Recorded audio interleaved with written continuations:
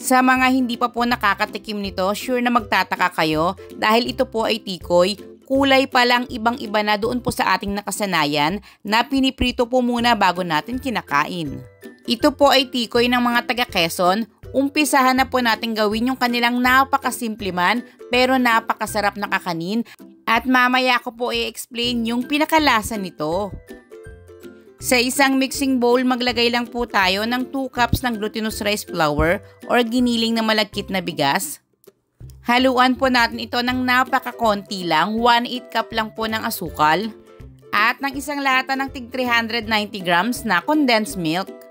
Maglalagay rin po tayo rito ng isang lata naman po ng tig 370 ml ng evaporated milk. At ng 1/4 cup ng melted butter or margarine. At yung magbibigay po ng authentic na lasa dito po sa kanilang kakanin ay itong paglalagay natin ng cheddar cheese. Hindi po ito sponsored pero ito po yung ginamit ko. Isang pouch lang po nito yung nilagay ko. Then nakasale po ito ngayon sa Walter Mart. Ito na po lahat ng mga ingredients na ating gagamitin. I-mix lang po nating mabuti. At para ma-achieve po natin yung smooth consistency, salain lang po natin ito. After masala, ganito na po dapat yung ating mixture. Hindi po ito masyadong malapot, medyo runny po ito. Then pwede po natin itong lutuin sa isang pan. Pero ngayon ang gagamitin ko po ay microwavable tubs, meaning pwede po itong mainitan or pwede pong gamitin sa steamer.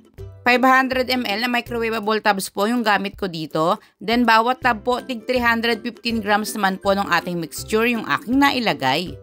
Make sure nga po pala na bago pa tayo maglagay ng ating mixture sa ating mga paglulutuan, haluin po muna natin itong mabuti at kumukulo na po yung tubig sa ating steamer. Nang sa ganon, hindi po ito tumitining sa pinakailalim. I-steam po natin ito over medium heat ng 45 minutes.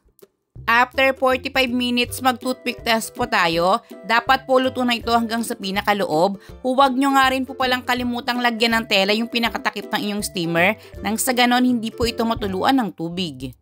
If ever naman po na hindi pa ito fully cook, magdagdag lang po kayo ng 5 to 10 minutes sa inyong steaming time.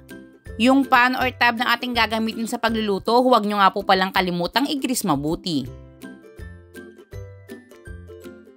And charan! Heto na nga po pala mga palalabs, ang tikoy ng mga taga Quezon. Malambot na makunat-kunat at sa nagtataka or sa mga hindi pa po nakakatikim kung ano po yung lasa nito, milky, cheesy, pag pinagsama nyo po, napakasarap.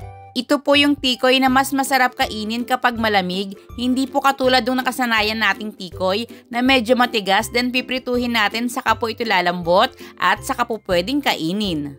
Sana po ay muli ako nakapagbahagi sa inyo ngayon ng isang makabuluhang video. Sa mga may requested recipe dyan, don't hesitate to comment down below.